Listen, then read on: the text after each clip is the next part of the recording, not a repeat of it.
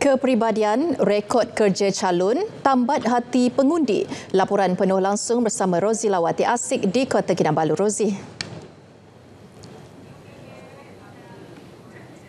Baik Farhatul, rakyat cenderung memilih calon berdasarkan individu bukan sekadar parti. Kepribadian, prestasi kerja dan komitmen calon terhadap pembangunan setempat menjadi penentu utama sokongan pengundi pada pilihan raya negeri Sabah kali ini.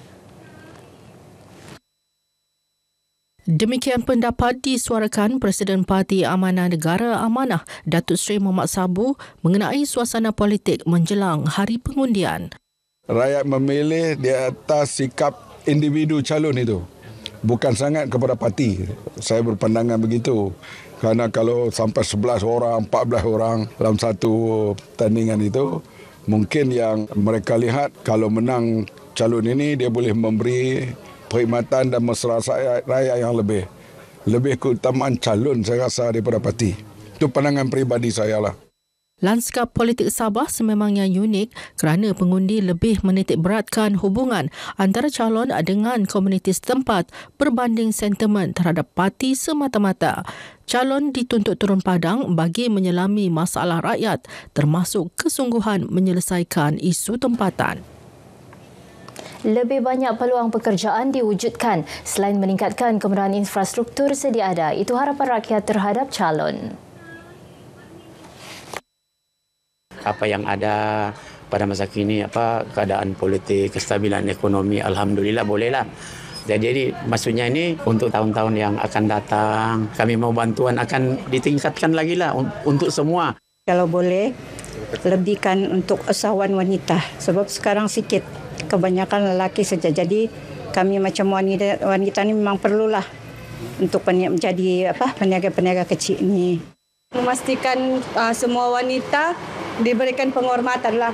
Lepas tu peluang yang adil, bagi peluang yang adil, bagi pekerjaan yang maksudnya banyak belia-belia yang belum dapat kerja lagi. Saya berharaplah supaya diperluaskan lagi peluang pekerjaan untuk kepada semua belia-belia yang pengangguran, terutamanya kami. Lepas tu lebih kepada luaskan lagi, maksud saya percepatkan lagi itu infrastruktur. Saya minta betul-betul kepada wakil rakyat yang dilantik dapat mengatasi apa permasalahan rakyat. Contohnya macam air, masalah air. Dan masalah di Kumin juga oleh rakyat-rakyat yang di perdalaman perlulah diutamakan juga. Hari ke-7 kempen pilihan raya negeri Sabah ke-17. Pastinya pelbagai cara digunakan calon bagi menambat hati pengundi. Ada yang menggunakan media sosial selain meneruskan teknik konvensional seperti kunjungan rumah ke rumah atau sesi santai komuniti. Bagi calon JRS Dun Kemabung, Datuk Rubin Balang, siri jelajah bertemu komuniti setempat dijalankan secara konsisten. Pertemuan turut diatur bersama belia dan ketua masyarakat bagi menjelaskan agenda pembangunan yang ingin dibawa.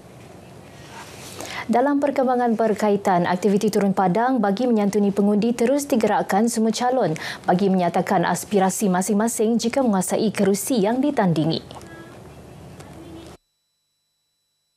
Di Dun N56 Tanjung Papat, calon PH Sung Ching menumpukan kepada golongan memerlukan agar mereka terus dibantu. Suara lebih 16,000 pemilih berdaftar akan dibawa ke Dewan Undangan Negeri.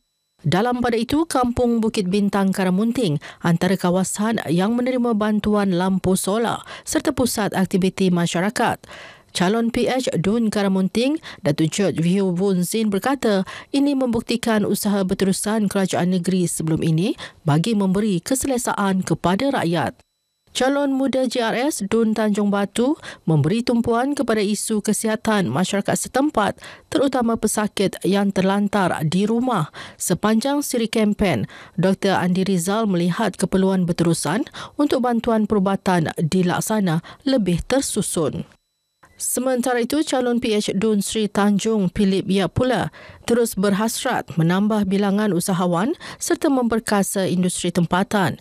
Keutamaan diberi kepada pembangunan ekonomi komuniti termasuk mewujudkan peluang pekerjaan baharu. Calon PH Merotai Datuk Ruji Ubi optimis kerjasama antara parti itu dan GRS mampu membawa kemenangan dalam PRN Sabah. Keyakinan bersandarkan sambutan positif pengundi ketika di air panas Bombalai dan Merotai. Saya berkeyakinan penuh sekiranya kerjasama sepenuhnya antara PH, GRS dan juga parti komponen lain, Pakatan Harapan melalui PH boleh memberikan N72 ini kemenangan pada 29 hari bulan ini. 3 fokus utama diberi tumpuan di Merotai termasuk mewujudkan pekan baharu dan pembinaan sekolah agama baharu bagi menampung bilangan pelajar. Warga emas berusia 104 tahun Kuinin Balansing mencuri tumpuan di Dun Tulid apabila bakal mengundi sekali lagi pada PRN Sabah kali ini. Beliau yang mengundi kali pertama pada Disember 1962 teruja apabila berpeluang menunaikan tanggungjawab selaku pemilih.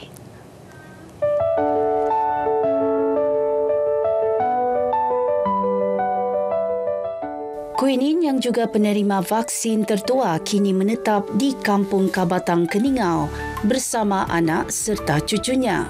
Nenek yang mempunyai 8 anak, 29 cucu dan 34 cicit ini berbangga dengan perkembangan kemajuan yang dinikmati Sabah selama ini.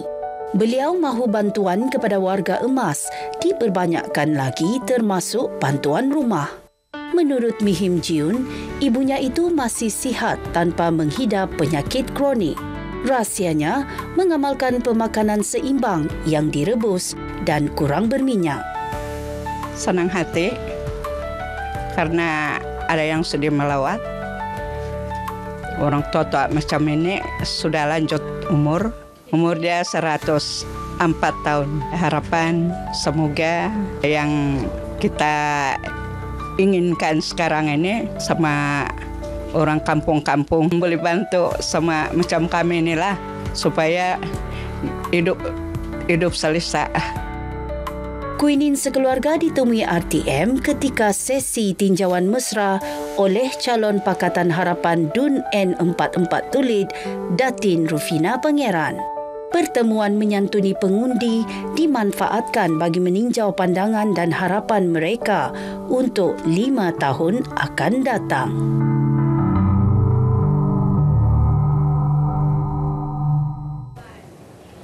Pusat Media Tawau antara lokasi penting menghimpunkan pengamal media daripada pelbagai agensi. Kemudahan lengkap di pusat senti ini memudahkan petugas mengurus segala bahan berita dengan segera.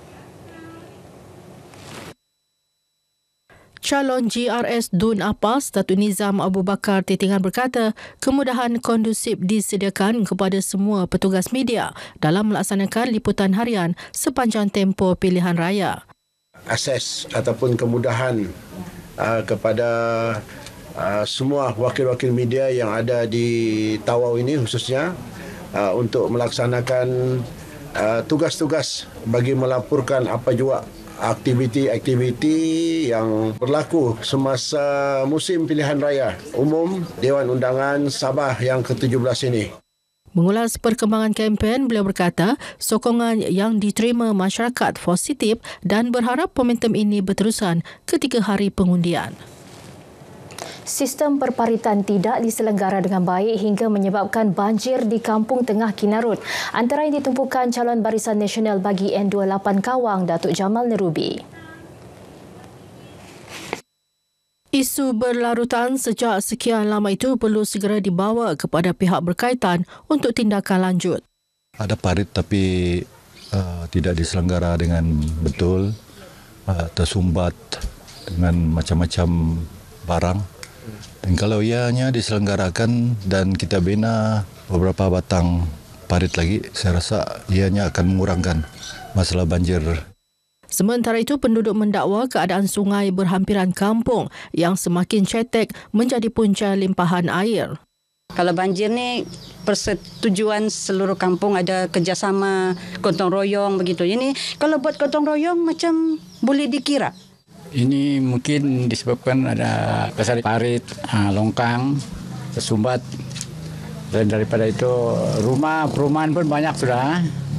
mungkin punca utama lah. Bagi pihak saya mintalah bagi wakil calon apabila menang jangan lupakan kami. Kalau air pasang bertambung sama banjir memang naik. Memang masuk rumah. Kalau tidak juga, kalau tidak air pasang tidak juga lah. Sungai itu mau dikasih besar lah mungkin kan. Cadangan GRS mewujudkan dana pelaburan masa depan anak Sabah mengukuhkan simpanan kewangan Sabah untuk masa depan anak negeri ini. Bagaimanapun mekanisme pengurusan dana berdaulat itu perlu diperincikan bagi menangani masalah berkait integriti dan kerugian. Menurut Ketua Pegawai Eksekutif Institut Kajian Pembangunan Sabah, Datuk Dr. Ramza Dambul, mana-mana badan yang ditugaskan untuk menggalas tanggungjawab tersebut perlu bebas dan berkecuali. Kalau dia tidak diuruskan dengan baik, bukan saja dia tidak beranak, tapi dia akan menyusut dan hilangkan. So, kunci dia adalah pengurusan mesti baik. Kita mesti guna mekanisme sebab ada macam-macam cara macam mana mau mengurus ini. Tapi kita kena gunakan mekanisme pengurusan yang terbaik. Mesti ada proses check and balance dan kita mesti letakkan orang-orang yang sepatutnya di sana. Dana berkenaan juga katanya perlu digerakkan secara profesional bagi menjana pulangan jangka panjang. Dahulu kawasan perkampungan tradisi, kini Petagas berubah wajah, muncul sebagai antara kawasan paling pesat membangun di daerah Putatan. Hasil limpahan pelbagai projek pembangunan di bawah Kerajaan Madani. Perkongsiannya bersama Alicia Ornila Michael dalam Madani Maju Makmur.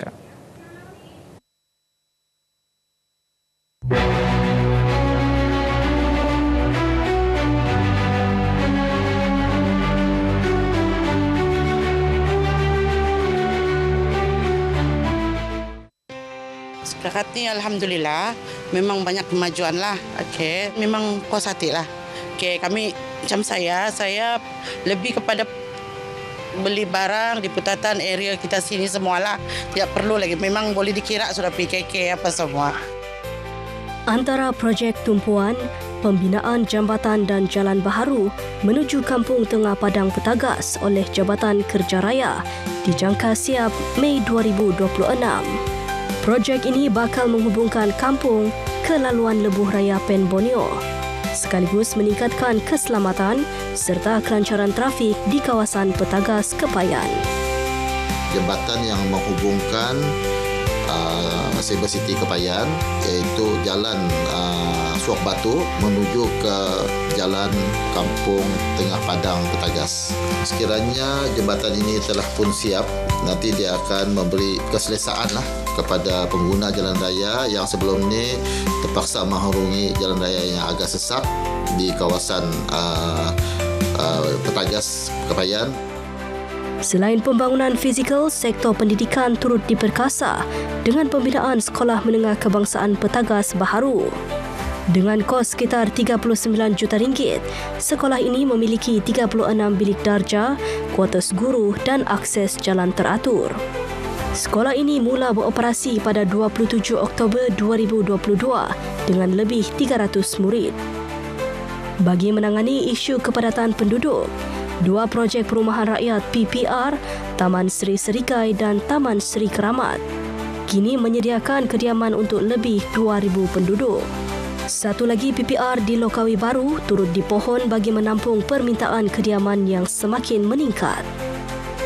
Melalui Kementerian Pembangunan Usahawan dan Koperasi, RM200,000 diperuntukkan untuk menaik taraf tamu desa Petagas, memberikan ruang niaga yang lebih selesa kepada usahawan kecil. 6 lot kedai baharu sedang dibina di Lokawi Baru dan dijangka siap hujung tahun ini. Di samping banyak binaan-binaan, contohnya macam pasar tamu yang sebelum ni kan dia memang tidak begitu cantik lah ditengok. Sekarang ni sudah dinaik taraf. Dia banyak perubahan lah daripada sebelum-sebelumnya lah. Sebab sekarang ni sebelum ni Balai Bomba belum ada, balai dengan pos yang lebih terdekat. Sekarang ni alhamdulillah lah, macam bolehlah dikatakan dengan perbankan semua, bank rakyat sudah ada, public bank sudah ada. Dengan pelaksanaan pelbagai projek pembangunan termasuk pendidikan, perumahan, ekonomi dan kemudahan asas, Dun Petagas kini berubah wajah menjadi kawasan yang lebih moden dan tersusun. Limpahan pembangunan ini bukan sahaja mengangkat taraf hidup penduduk, malah membuka lebih banyak peluang ekonomi baharu di kawasan Putatan. Alicia Ornella Michael, RTM.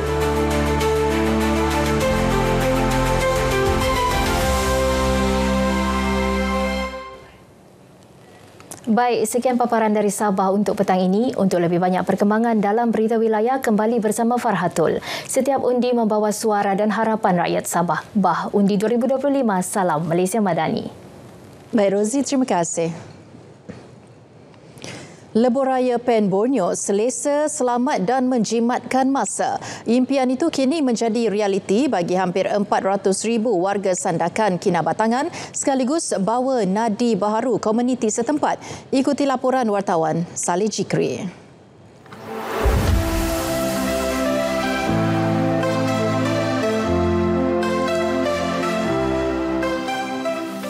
Pembinaan lebuhraya yang kondusif dan efisien ini nyata membawa perubahan yang ketara. Saya rasa amat bersyukur atas projek ada simbol pembangunan bagi pembangunan luar bandar. Tidak terkecuali jugalah sekolah-sekolah luar bandar. Saya pun sebenarnya melihat dari segi kemudahan guru-guru saya datang daripada bandar. Apabila projek dilancar sampai SMK Segaliut, masa perjalanan guru pelajar pun agak singkat. Beberapa pelajar merasa bersyukur dengan jalan yang sistematik, teratur ini. Dia memang sangat menjimatkan masa. Dengan adanya Jejentas ini, manfaat yang diterima oleh ibu bapa adalah aspek keselamatan lah. Terutamanya anak-anak mereka ni selamat ketika menyeberang jalan. Khususnya anak mereka ni yang berjalan kaki. Berharap aspek pencahayan dan juga papan tanda lagi lah supaya dapat dilihat oleh terutamanya pemandu-pemandu kenderaan. Dengan bantuan ni, pelajar tidak perlu takut lagi untuk menyeberang kerana pada masa sebelum ni, pelajar menghadapi kesukaran untuk melintasi jalan raya. Jadi dengan kemudahan ni, datang ke sekolah dengan selamat dan pulang pun dengan selamat. Kami kan ada produk, ada dari Tawau, ada dari KK. Jadi mau hantar ke sini tu lebih cepat lah. Hari ni kami minta kadang-kadang besok pagi sudah ada sampai. Dia cepat lah, dia punya pengangkutan tu cepat. Dia punya penghantaran, lebih lancar lah. Pengguna jalan raya di sini pun nampak senang lah, luas, tak macam dulu sempit. Pelanggan pun senang masuk di sinilah kan. Tak macam dulu, memang susah sikit lah sebab jalan yang berlubang sana sini kan. Itu yang membuat orang malas mau singgah sini lah. Sekarang okey. Pakej WP27 membabitkan jajaran 18.12 km dari Lot M Kinabatangan ke Batu 32 Sandakan.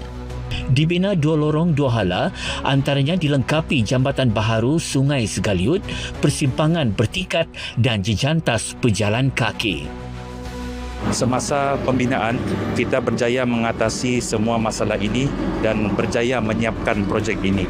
Jalan raya ini telah memberi manfaat kepada penduduk setempat, khususnya di daerah Sandakan dan juga Kinabatangan lah.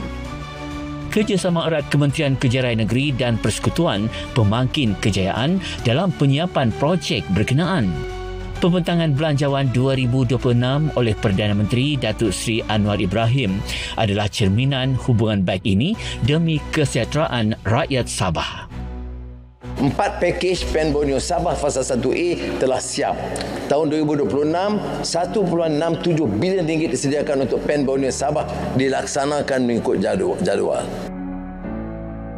Projek Pen Borneo di kawasan ini yang memperkukuhkan lagi hubungan jaringan antara daerah pantai timur Sabah sekaligus memberi impak positif terhadap pembangunan, kemajuan ekonomi, infrastruktur serta pendidikan golongan rentan di kawasan ini. Laporan Salih Jikri untuk RTM.